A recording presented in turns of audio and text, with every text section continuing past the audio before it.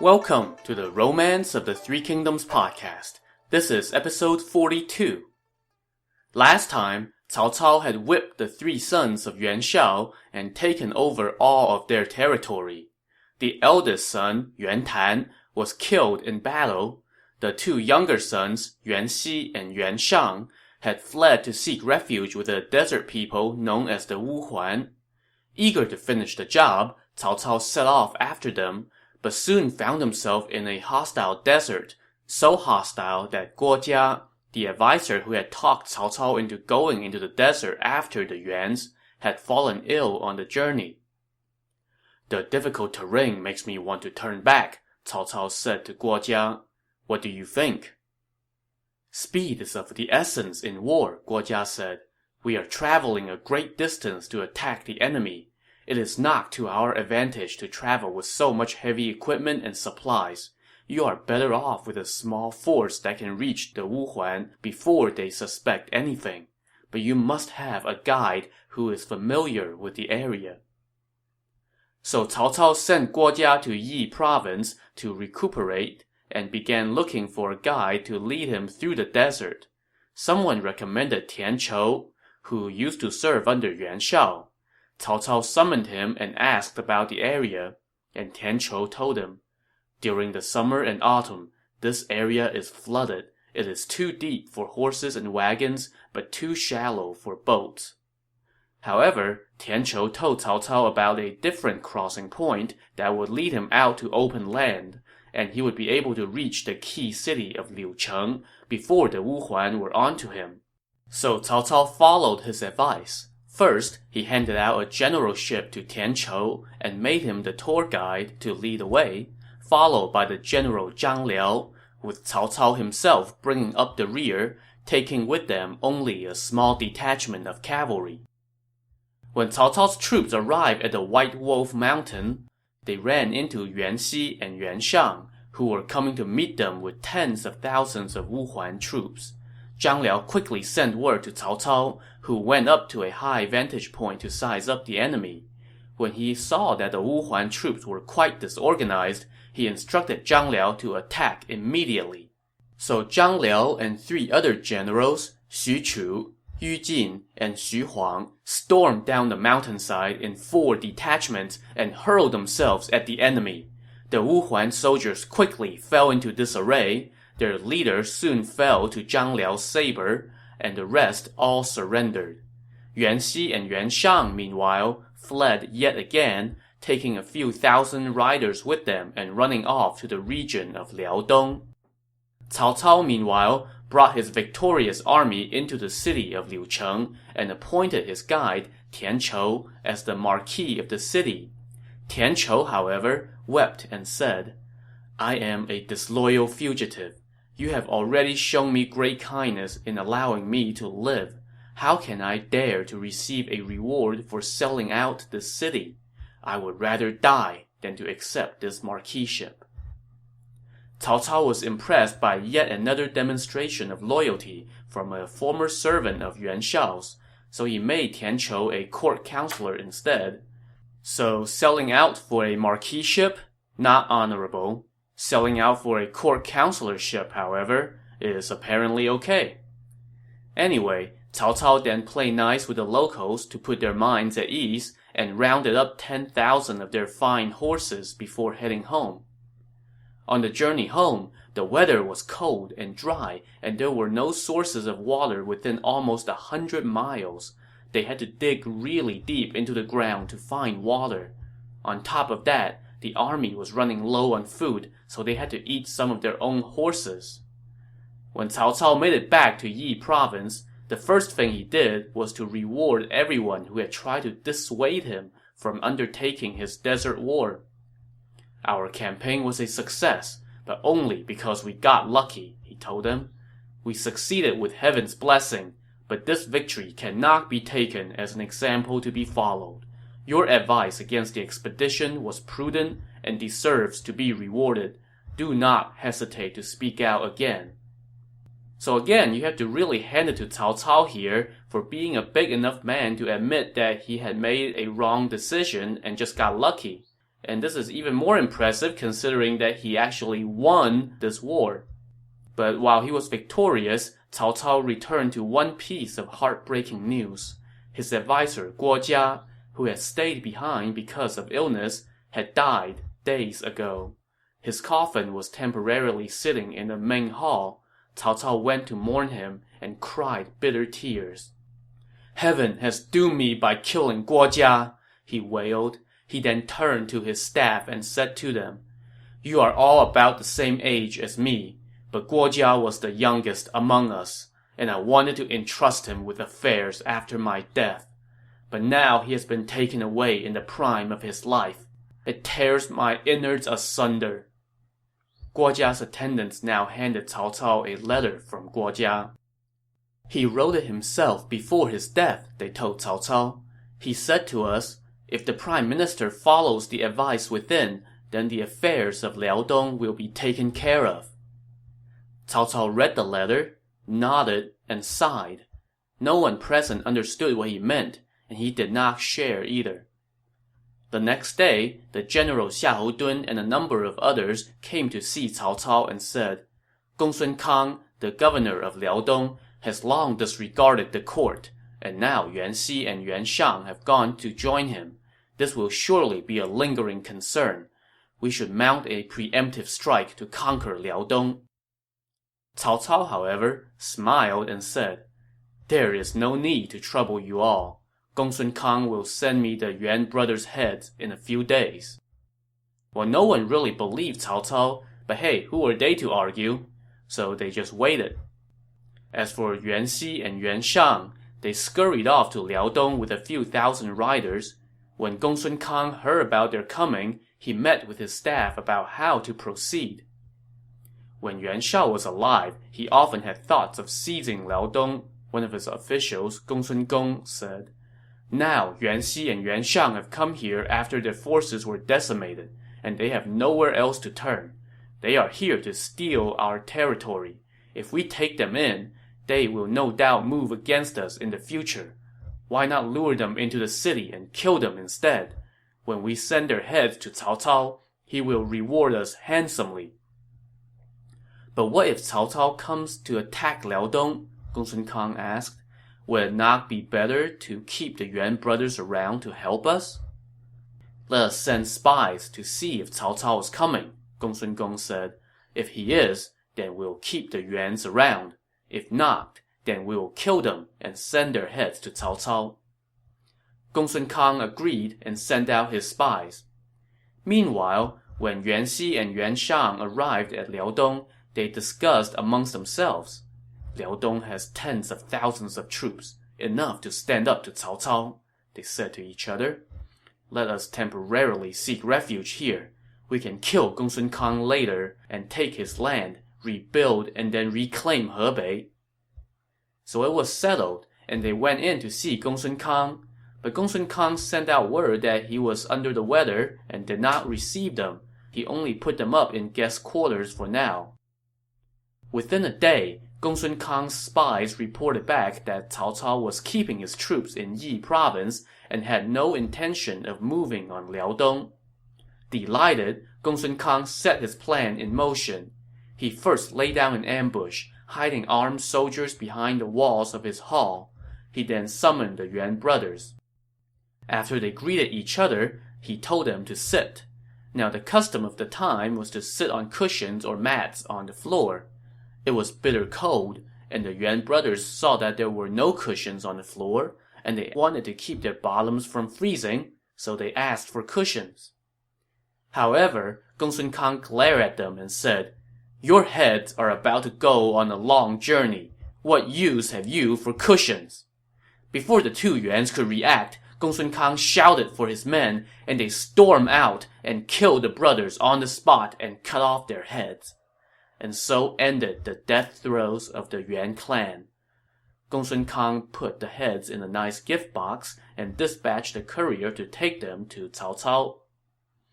At that moment, Cao Cao was still holding his troops in Yi Province, and his officers were getting kind of antsy. Xiahou Dun and Zhang Liao went in to see him and said, If we are not going to attack Liaodong, then we should return to Xuchang before Liu Bei gets any ideas. When the Yuan brothers' heads arrive, I will leave immediately, Cao Cao told them. Well, everyone was kind of skeptical and snickering under their breath, but just then came word that Gongsun Kang had sent along the heads of Yuan Xi and Yuan Shang. Everyone was stunned, except for Cao Cao. When the courier offered up Gongsun Kang's letter, Cao Cao laughed and said, "It is just as Guo Jia had predicted." He then tipped the courier and appointed Gongsun Kang to the rank of a marquis and general of the left. Everyone now asked Cao Cao what he meant by his remark, and Cao Cao showed them Guo Jia's letter, which said, "I have heard that Yuan Xi and Yuan Shang have fled to Liaodong. Your Excellency must not send troops there. Gongsun Kang has long feared that the Yuans would try to gobble him up, and he will be suspicious of the Yuan brothers going to seek refuge with him. If you attack him, then he would join with them to resist you, and you will not be able to settle this quickly. If you give them breathing room, then they will inevitably turn on each other." So that was a pretty good piece of prognostication by Guo Jia, and all the officers who read the letter voiced their admiration.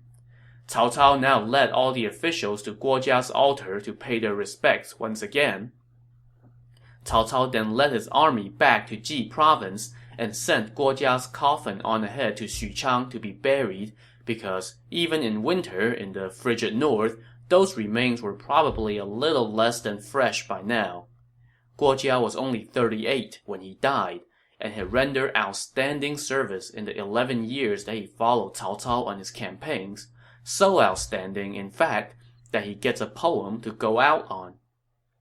Guo Jia, born with gifts divine, excelled the heroes of Cao Cao's court, his heart filled with erudition, his mind deploying shield and sword. Like Fan Li of old, he worked his schemes. Like Chen Ping, he shaped and planned. Alas, he died before his time, a broken pillar of the land. Cao Cao's advisors now came to see him and said, "Now that the north is settled, we should return to Xuchang and begin planning our conquest of the southlands." "That has long been my intent as well," Cao Cao said with a smile. That night, Cao Cao stood on the southeast tower of the city and studied the heavens with the advisor Xun You by his side. Cao Cao pointed skyward and said, "It seems that the aura of the south is glowing. I fear we may not yet be able to conquer that region." "With your Excellency's heavenly prowess, who would not readily submit?" Xun You said, picking up the bootlicking role that was left vacant when Guo Jia died. Just then, they saw a beam of golden light rising from the ground. "There must be a treasure buried there," Xun You said. So Cao Cao ordered his men to go digging where the light originated, and they unearthed a bronze bird. "What omen is this?" Cao Cao asked Xun You. "In ancient times, the sage ruler Shun was born after his mother dreamed that a jade bird had entered her body," Xun You said. "So this must be an auspicious sign." Cao Cao was delighted by this, so he ordered a tower to be built to celebrate the occasion. Construction began immediately on what was being dubbed Bronze Bird Tower, which would overlook the Zhang River when it's completed in about a year. One of Cao Cao's sons, Cao Zhi, now came to see him and said, "If you are to construct a tower, you must build 3 of them. The middle one should be the tallest and should be named Bronze Bird. The one on the left should be named Jade Dragon, and the one on the right should be named Golden Phoenix. You should also build 2 sky bridges connecting them. That would be a magnificent sight." "Great idea, my son," Cao Cao said. "When this is completed, it will make my old age more pleasurable." A quick aside here about Cao Zhi. Of Cao Cao's 5 sons, he alone was keen, quick-witted, and adept at composition, and that made him his father's favorite. Now, Cao Cao left him and his eldest brother Cao Pi, whom we met in the last episode, in the city to oversee construction of the towers. He also left the newly surrendered general Zhang Ye to defend the northern camp.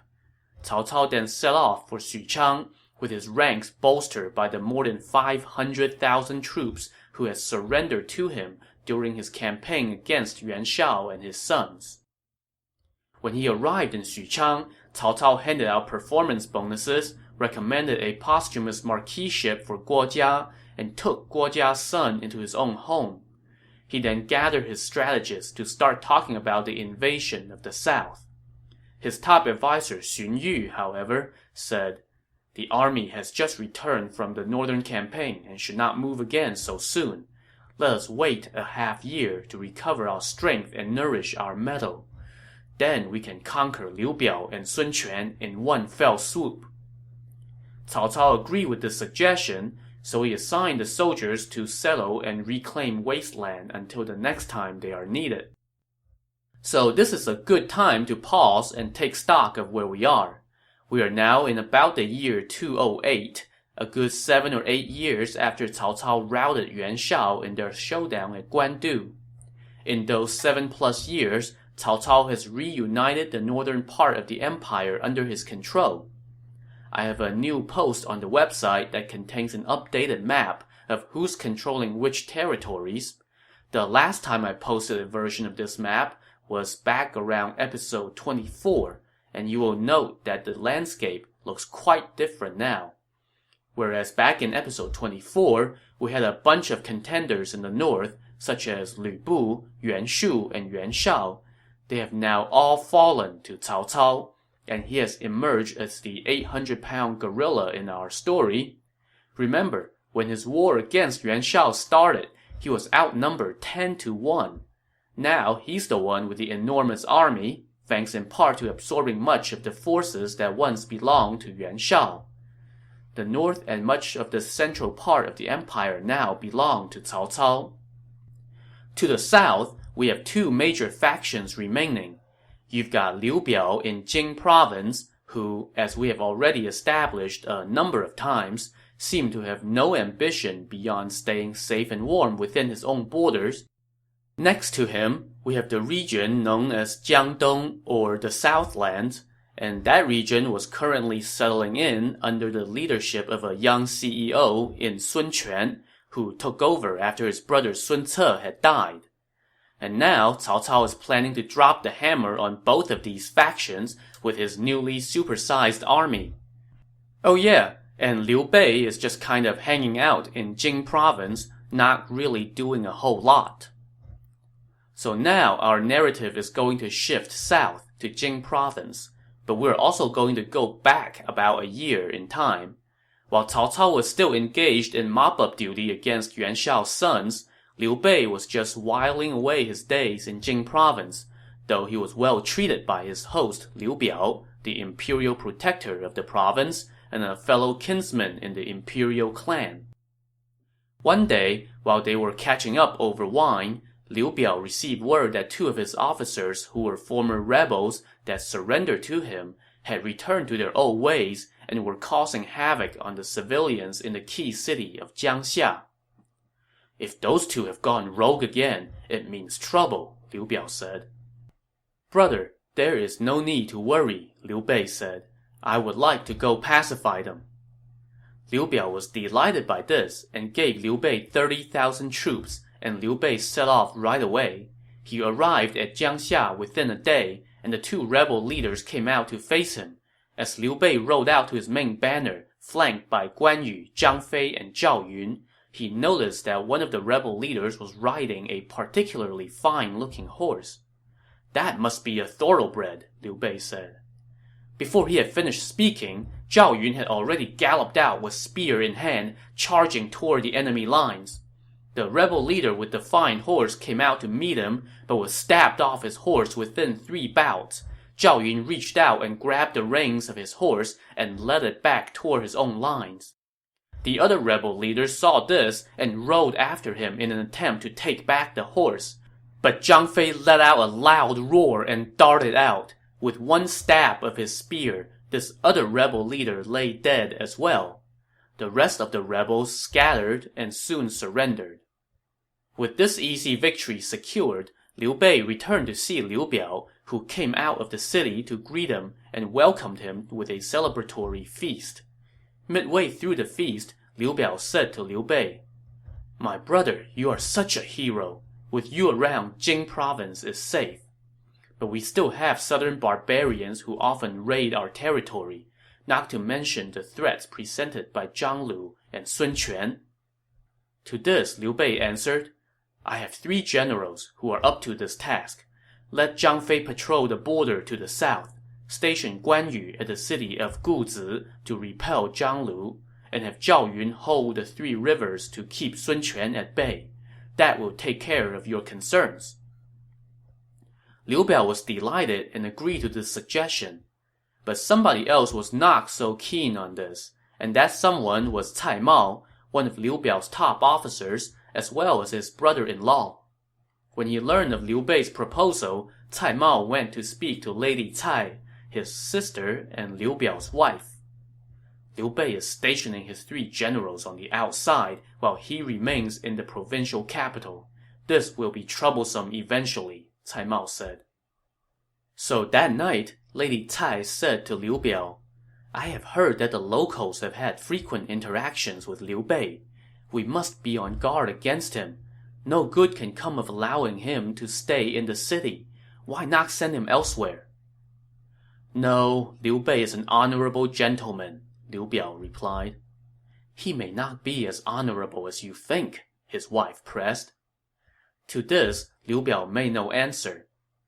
The next morning, Liu Biao was outside the city when he spotted Liu Bei riding on the fine horse that he had just captured from the pacified rebel leaders. Liu Biao asked about the horse's origin and could not stop praising it. Liu Bei took the hint and immediately offered the horse to Liu Biao as a gift, which made Liu Biao very happy. But when Liu Biao went back into the city on his new ride, his advisor Kuai Yue asked where the horse came from. Liu Biao told him it was a present from Liu Bei. "My late brother Kuai Liang was a skilled judge of horses," Kuai Yue said. "I know a thing or two as well. This horse has tear grooves under its eyes and a white spot on its forehead. It is called a hex mark. It will bring doom to its rider. The rebel who rode it died because of it. My lord, you should not ride it."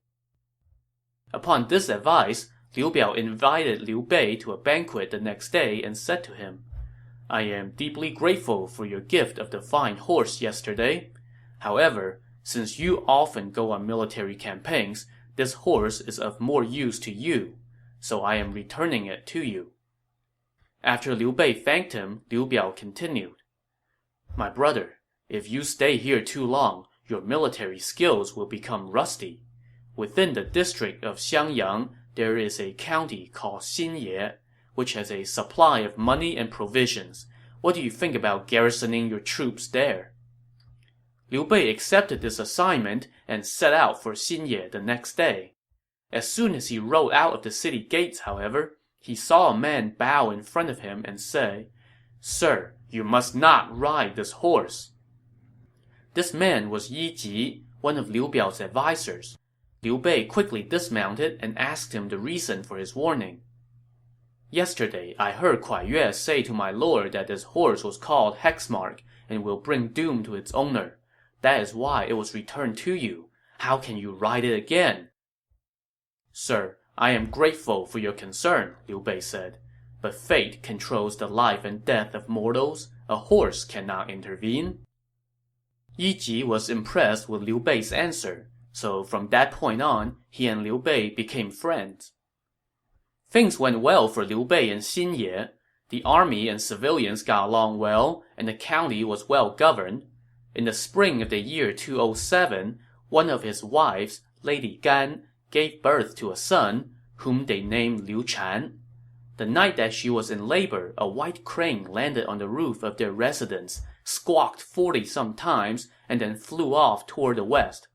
This was a very auspicious sign, since white cranes are considered good luck symbols. When the baby was delivered, an unusual fragrance filled the room, another auspicious omen. What's more, before Lady Gan became pregnant, she had often dreamed that she had swallowed the stars of the Big Dipper. so the baby also got the infant name of Ado, or Dipper, which, yeah, that poor kid is gonna get mocked relentlessly in the schoolyard for that name. On the political front, at this particular time, Cao Cao was still busy waging war in the north, trying to stamp out the last gasp of Yuan Shao's sons. So Liu Bei went to see Liu Biao and said, "Right now Cao Cao is on a northern campaign. The capital Xuchang is vulnerable. If we mobilize Jing Province's troops and attack now, victory would be ours." Liu Biao, however, did not share such grand visions. "I am content with controlling the 9 districts that I have. Why should I go after more?" Liu Bei fell silent upon hearing this. Liu Biao then invited him to his private quarters for wine. After they had been drinking for a while, Liu Biao suddenly let out a long sigh, which prompted Liu Bei to ask why. "I have something weighing on my mind, and it is difficult to talk about," Liu Biao said.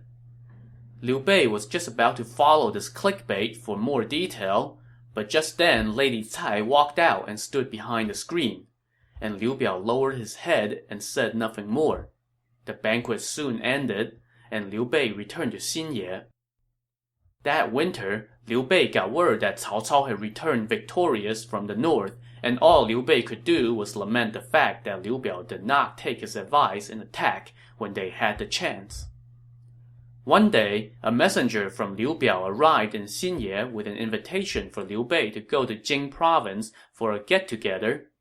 Liu Bei went, and Liu Biao greeted him and invited him into his private quarters for a banquet. "I recently heard that Cao Cao has returned to Xuchang and that his strength grows by the day," Liu Biao said. "He must have designs on Jing Province. I deeply regret not taking your advice and missing a golden opportunity." "The realm has been shattered and strife springs up all the time. There is no shortage of opportunities," Liu Bei said.